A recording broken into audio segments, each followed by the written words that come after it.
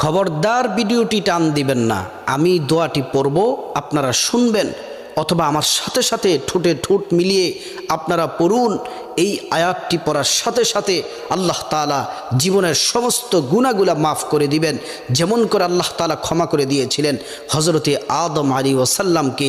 সেই আয়াতটি আল্লাহ তাআলা কোরআনে লিপিবদ্ধ করে দিয়েছেন। আয়াতটি আপনারা শুনুন অথবা আমার সাথে পড়ুন।